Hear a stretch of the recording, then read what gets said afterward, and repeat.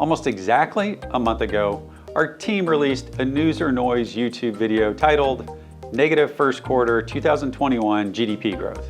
Is a recession coming? We did this video because on April 29th, the Commerce Department, which is the government agency that calculates this data, released first quarter GDP growth figures saying our economy actually shrunk by minus 1.4% in the first quarter versus economic expectations of a positive 1%. We figured that this would kick off the nonstop media discussion of whether we would be in a recession this year in 2022 or in 2023, or if we'll ever have a recession again. I'm Chris Paris with Oak Harvest Financial in Houston, Texas, and welcome to our weekly Stock Talk podcast.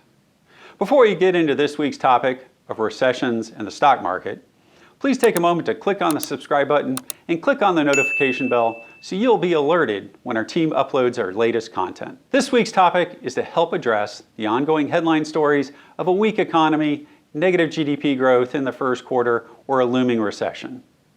First off, I will continue to remind investors that government data reported is late. It's often revised multiple times, and it's almost never predictive in the economy or in stocks. Think about it.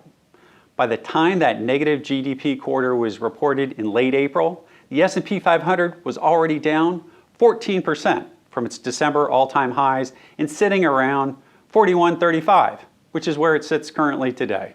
Conversely, by the time the data scientists in government declare a recession, most of the time the markets have already discounted most of all the bad news, have healed by a large degree, and recovered most, if not all, of their losses as they are already looking forward to the next 12 months in easy comparisons and growth rates. Our prior podcast walked through how GDP growth is calculated.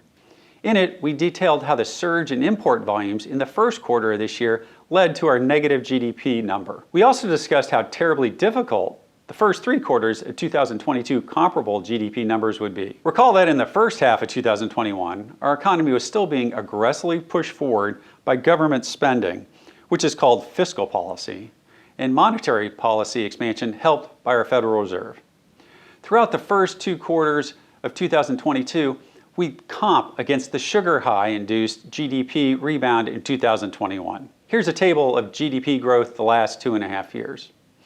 I focus on GDP data now only because the financial industry and news outlets have come to define a recession as 2 or more consecutive quarters of declines in real GDP.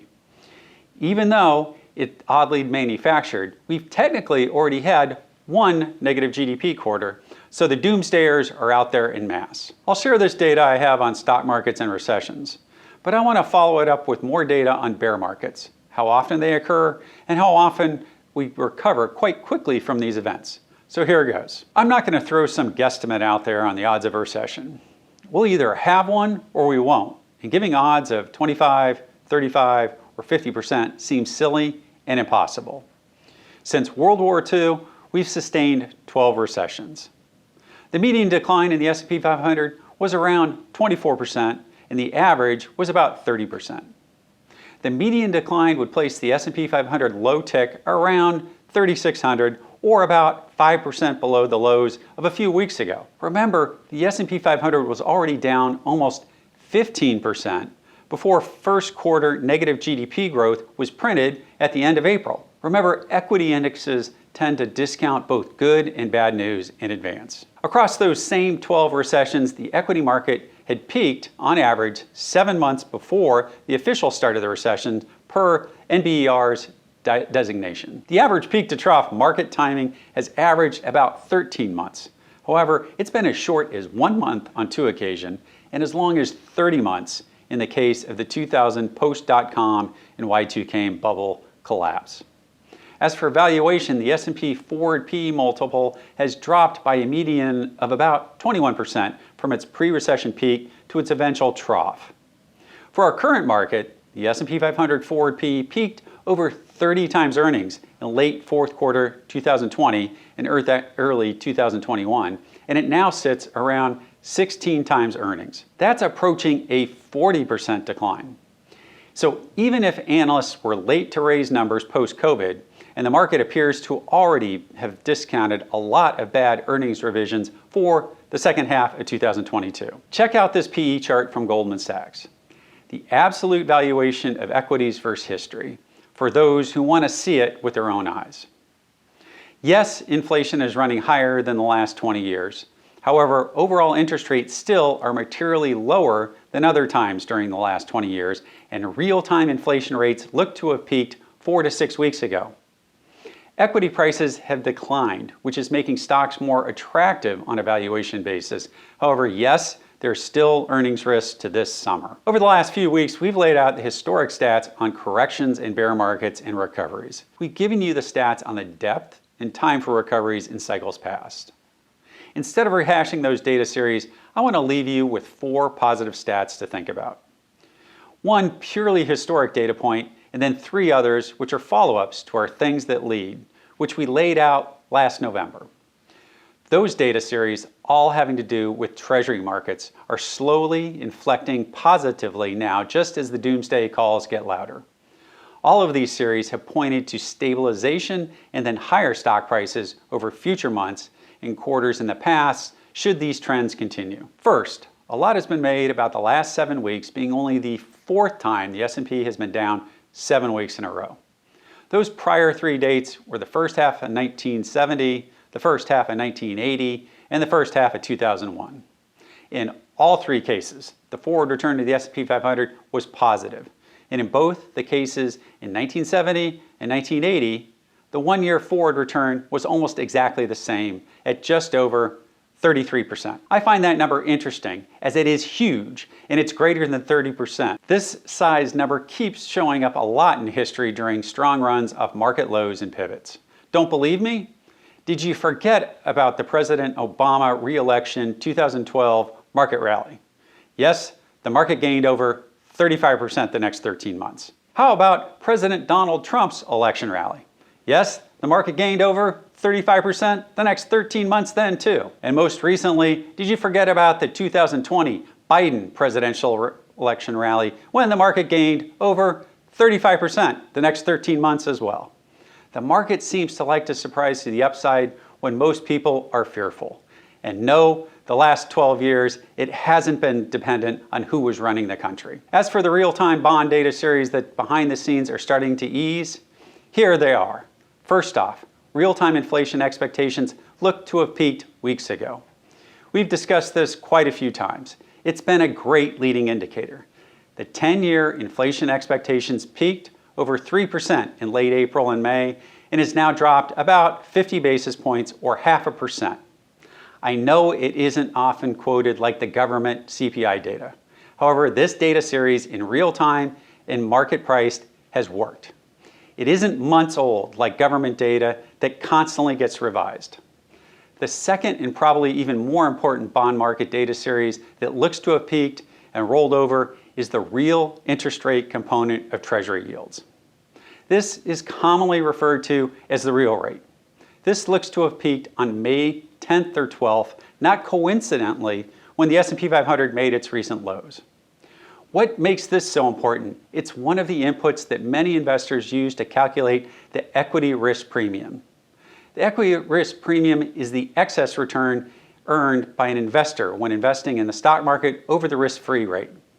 This return compensates investors for taking on higher equity-related risk. Take a look at the U.S. government 10-year real yield chart. My guess is you won't be seeing this chart or hear about it on TV, but it's extremely important if you're investing in equities and if you want them to stabilize and move higher. It is particularly important in high-growth stocks and technology-focused stocks. Look at this chart for a few seconds. See where the big circle is located? Take a look at early January of this year.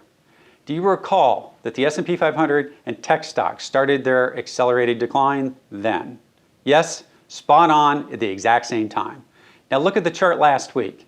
Yes, that looks like a peak in the real rate component of interest rates, and that has broken its sharp upturn that has lasted most of the year. If I was running a hedge fund, which we're not here at Oak Harvest, and if I had been negative or bearish on the markets year to date, or sitting in a lot of short positions, this indicator screams to me, cover shorts and look for a very strong rally. Apparently, someone else noticed it almost exactly 1 week ago, as given the market's strong move last week. Early sign of optimism, it looks that way. That's what this lurking behind the scenes in many of the same charts caused us to pen our first half outlook in 2022 titled Curb Your Enthusiasm back in November. This time, opposite 6 months ago, many of these same indicators are leaning towards saying that amongst all the bad news and slowing data, the markets are looking to find their footing and rally in the coming months. Our team here at Oak Harvest knows that the last 5 months have been a trying time for those invested in equity markets who are not trading oriented.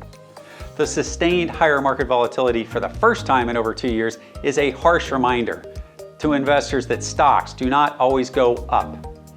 Listen, they certainly don't always go up in a straight line with low volatility, and there are no guarantees in public equity markets. We know that these sharp market moves tend to create emotional angst and the urge to make changes in what's supposed to be longer-term asset allocations. If the ongoing market volatility is making you feel uneasy, I would ask you to give us a call and schedule a meeting with an Oak Harvest advisor. Our team does have insurance-based tools in our planning toolbox that don't have the volatility of public equities. However, I remind you that these investments will also have lower expected long-term returns for your savings. Give our team a call here before making any dramatic changes to your allocation during times of heightened market volatility. These are the types of long-term asset allocation changes that are usually best done when markets are calmer and one's emotions are less elevated. At Oak Harvest, we think our clients are best served by us helping them plan for their future needs instead of focusing on the past. The future is always uncertain, and that is why our advisors and retirement planning teams plan for your retirement needs first and your greed second. Give us a call here in Houston to speak to an advisor and let us help you craft a financial plan that meets your financial and retirement goals. Call us here at 877-896-0040 and schedule an advisor consultation. We are here to help you on your financial journey into and through your retirement years. I'm Chris Paris, and from the whole team here at Oak Harvest, have a great weekend.